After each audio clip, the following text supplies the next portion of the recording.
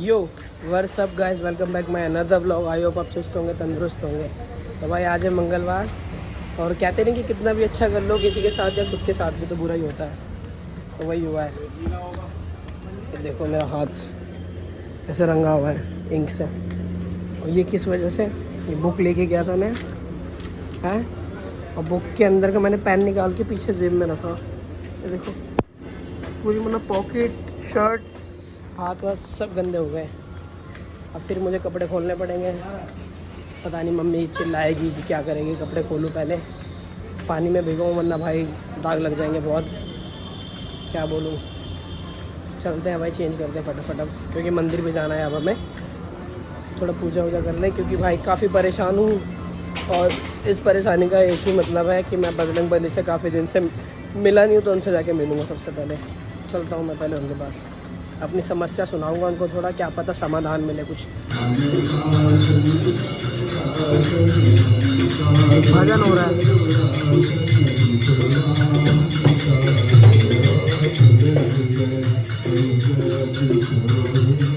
तो भाई मंदिर में पूजा पाठ कर लिया, पुजारी जी थे नहीं तिलक लगवाने के लिए, बाकी भजन चल रहा है अभी पीछे।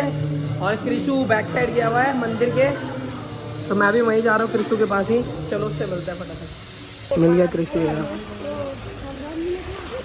तो भाई एक बात कहना चाहता, देखो मैं ना कितना भी परेशान होता हूँ, तो पकड़, मैं ना कितना भी परेशान होता हूँ। अभी मेरे को हो गया मैक्सिमम 1 मंथ हो गया मैं मंदिर आया नहीं था। मैं काफ़ी परेशान था और जॉब वॉब कुछ कर रहा था, तो वो उसमें भी मन नहीं लग रहा था। तो शायद ना बजरंग बली चाहते थे मैं उनसे मिल लूँ आके, तो मैं आ गया मंदिर उनसे मिलने। तो थोड़ा अच्छा लग रहा है, हल्का फील हो रहा है मुझे। बट मैं ये कहना चाहता हूँ, देखो भाई कितना भी परेशान होना, चाहे किसी भी सिचुएशन में हो, एक बार भगवान का नाम ज़रूर लेना। तुम्हें उस सिचुएशन से निकालेंगे नहीं, पर उसका कुछ अच्छा राह दिखाएंगे कि तुम उस जगह से, उस गंदी जगह से बाहर आ जाओ। और मेरे को भी राह दिखाई थी, और प्रभु ने कुछ लोगों को मुझसे दूर कर दिया जो मेरे लायक नहीं थे, जो मुझे अफोर्ड नहीं कर सकते थे। कहने का मतलब ये है, मतलब जो मेरे काबिल थे नहीं, प्रभु ने मुझे उनसे दूर कर दिया। और बाकी भाई तुमसे ये कहूँगा कि हर मंगलवार नहीं, हफ्ते में कभी ना कभी एक बार किसी ना किसी मंदिर जाओ, तुम्हें भी सुकून ज़रूर मिलेगा। बाकी तुम सभी को जय श्री राम। और ये रहा मेरा भाई, कुछ कहना चाहता है? प्रभु के मंदिर आओ, यहीं पे संतुष्टि मिलेगी, सुकून भी मिलेगा। जय श्री राम। जय श्री राम। तो बाकी भाई देखो, सबका एक ना एक पास्ट होता है, जैसे मेरा पास्ट है। और अभी मैं तुम्हें क्या बताऊँ, मैं देखो ये टी शर्ट, ये जीन्स, तुमने मुझे कितनी बार देख लिया होगा इन कपड़ों में। मैं भी भाई तंग आ चुका हूँ ये सब कपड़े पहन पहन के।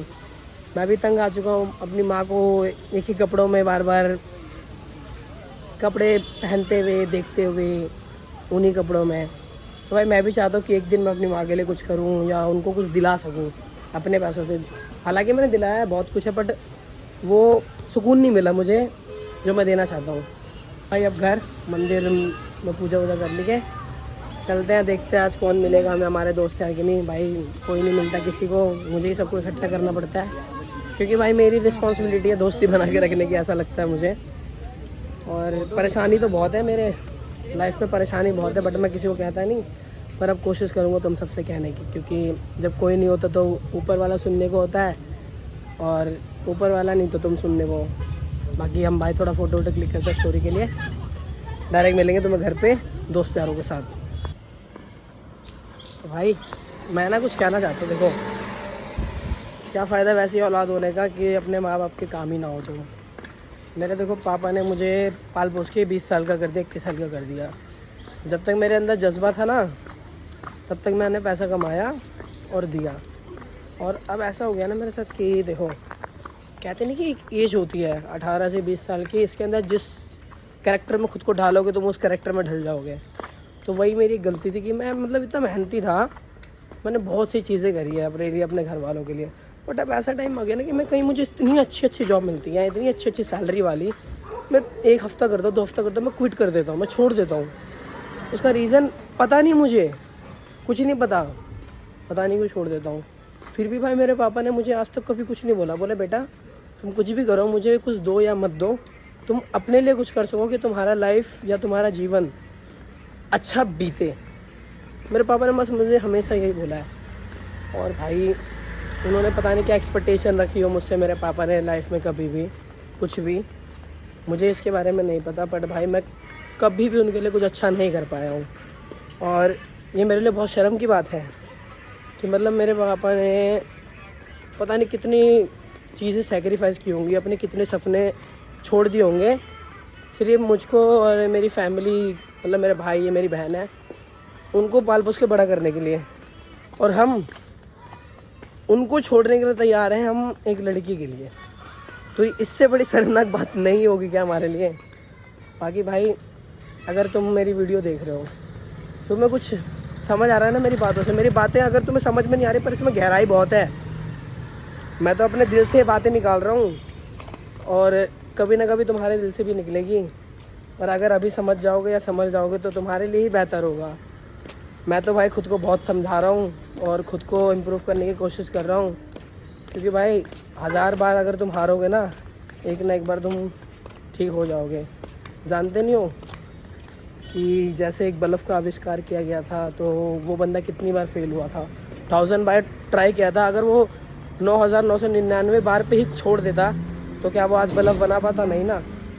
तो वही बात है, तो वहाँ हार भगवान उसी बंदे को देता है ना कि वो जीत के काबिल हो। और अगर तुम जीत के करीब पहुँच के ना हार मान लोगे तो उस जीत का कोई फ़ायदा ही नहीं है। बाकी भाई इतनी अच्छी अच्छी बातें पता क्यों आ रही है मेरे ख्यालों में, क्योंकि काफ़ी टाइम से प्रेमानंद महाराज जी आ रहे हैं हमारे पास, हमें अच्छी बातें सिखा रहे हैं, हमारी फील्ड में आ रहे हैं, हमारी फील्ड को अच्छा बना रहे हैं। क्या करें, लग रहा है मैंने प्रीमियम ले लिया है इंस्टाग्राम का, जो मुझे प्रेमानंद महाराज जी मिल रहे हैं। बाकी भाई एक मंदिर और है, ये शिव मंदिर, शनि मंदिर नाम से जानते हैं इसे हमारी एरिया में। बाकी अब भाई घर चलते हैं, बहुत मैंने तुम्हें अच्छी अच्छी बातें सिखा दी। बाकी तुम भी समझदार हो यार मेरी तरह, तुम भी अपना अच्छा सोचोगे, अपने घर वालों का अच्छा सोचोगे। चलो घर चलते हैं। और भाई मैं देखो अब अकेले में आ चुका हूँ, मेरे चारों तरफ कोई नहीं है, ठीक है, मैं अकेला हूँ। भाई मुझे ना उसने इस कदर तोड़ दिया था, बताऊँ तुम्हें कैसे है। उसने वादा करके मुझे छोड़ा है, पर मुझे दुख इस बात का नहीं कि उसने वादा करके मुझे छोड़ा है। लोग तो भाई शादी के बाद भी छोड़ देते हैं, सिर्फ उसने वादा करके छोड़ा है, बस इस बात का सुकून मुझे है। वरना भाई अगर शादी के बाद छोड़ती तो मैं तो टूट जाता। बाकी भाई अब क्या बोलूँ तुम्हें, दोस्त यारों को फ़ोन किया, वो भी आएंगे थोड़ी देर में, मिलेंगे इसी पार्क में, तब तक इंतज़ार करता हूँ। गंदे लोग, गंदे लोग, गंदे लोग। गंदी जान के मैं उससे प्यार करा हूँ। क्यों?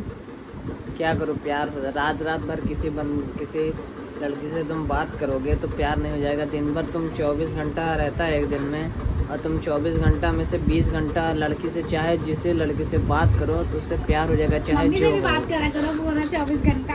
ये पता है मेरी लाइन टेप दी है पूरे पूरे। ओए मम्मी मेरी लाइन टेप दिया, अभी मैंने कॉल पे किसी को ये लाइन बोली थी। जोन भाई चाहे जिस लड़की से बात करोगे चाहे हो जाएगा, है ना।